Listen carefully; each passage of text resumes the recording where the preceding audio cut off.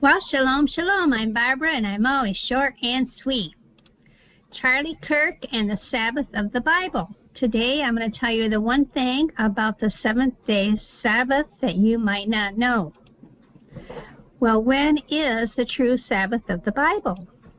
Well, keeping the Sabbath has been a great topic of discussion in Christian circles ever since Charlie Kirk has discovered the Sabbath and wrote his book about the Sabbath. And the name of his book is Stop in the Name of God and Why Honoring the Sabbath Will Transform Your Life. God did say to rest in Hebrews 4:9. He said that there is a rest for his people.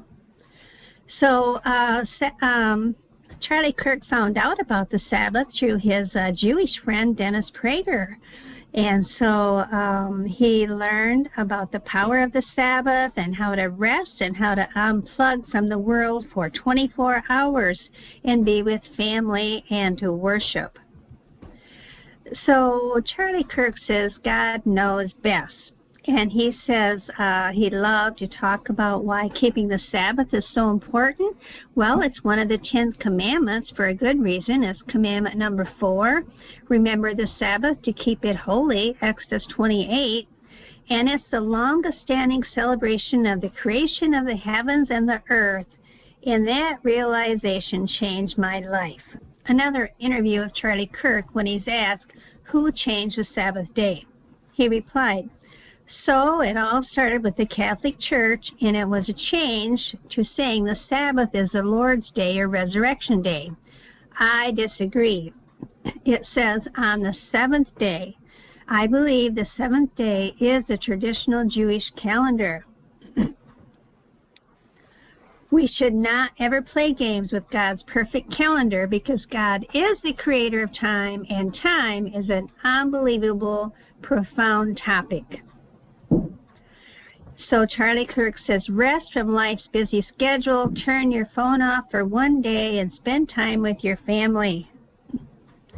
Charlie Kirk is a truth seeker, and he found the Sabbath, and often Saturday Sabbath leads people to the path of the creation Sabbath. Has the Sabbath of Israel ever been changed? Have the Jews ever lost track of the Sabbath? Well, many people assume Saturday is the biblical Sabbath because the Jews worship on that day. And it's claimed the Jews have never lost the Sabbath, and this supposition is accepted as conclusive proof. They think Saturday must therefore be the true Sabbath of the Bible. But the Universal Jewish Encyclopedia, Holidays, page 410, says, the moon is still, and the Sabbath originally was dependent upon the lunar cycle. So the Sabbath of the Jews was the calendar in the heaven dependent on the lunar cycle. Well, how did it all get changed? Well, I have a playlist here I'll leave for you. But Jewish scholars all know that the calendar was changed. And this is Rabbi Louis Finkelstein in 1939. He was on Time magazine. He was well respected by the Jewish people. And he quotes, the Jewish calendar was fixed in the 4th century. And it did happen at the time of Constantine.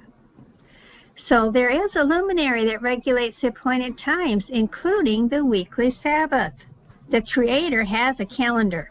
Genesis 1:14.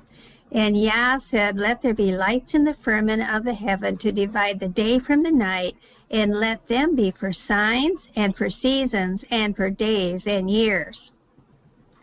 So the Hebrew word there in Genesis 1:14, signs, is oath. An oath means a signal or beacon like the lights on a lighthouse. These lights rotate on or off. And you will notice the phases of the moon are about 1 week apart. Those set the weekly cycle. So Charlie Kirk is right. He said God is the creator of time. We should not ever play games with God's perfect calendar because God is the creator of time. And Charlie Kirk was a truth seeker for sure. And he did find out about the seventh-day Sabbath. But there's much more to learn about it. He was just on the beginning path. Isaiah 66:23 says that all flesh will come and worship before him on new moon and on Sabbath. That's in the new earth.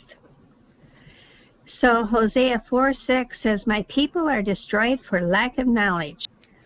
Please like if this is a blessing to you and share it with your friends that love Yeshua. Revelation 18:4 says, and I heard another voice from heaven saying, come out of her, my people, that ye be not partakers of her sins and receive not of her plagues.